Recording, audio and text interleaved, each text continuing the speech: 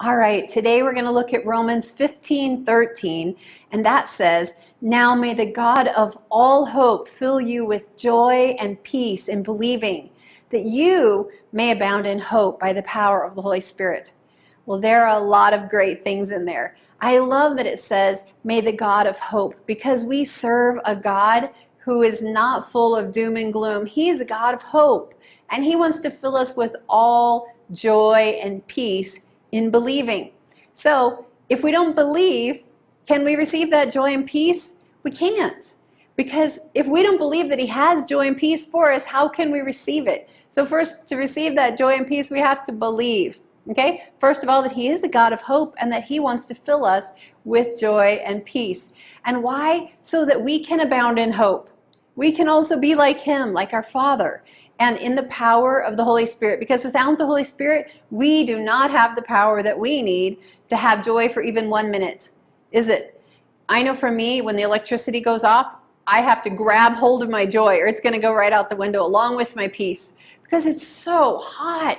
And I think sometimes our joy and our peace, they're very closely tied to our security, whether that's security in our finances or security in our health or security in the electricity. Like, is the fan going to stay on? But you know what? This verse is like right in the middle of the chapter. What comes before it? Because you know what? The beginning of verse 13 has one really important word, which is now.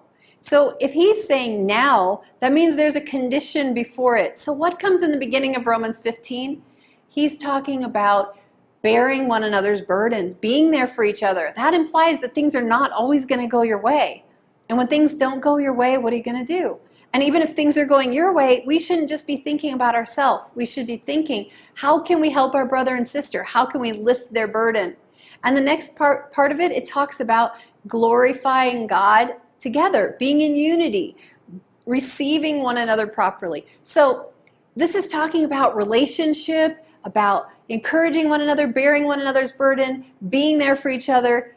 And in that context, he says, now. Now what? Now after you've been there for other people, now after you've helped lighten their load, after you've encouraged, after you've gone the second mile with someone else, now may the God of all hope fill you with joy and peace in believing so that you can abound in hope by the Holy Spirit. So this week, as you're looking how to go that second mile, I just want to encourage you. Don't think about just what makes your day good, what brings you joy and peace. But how can you help someone else? How can you lift their burden? How can you encourage them?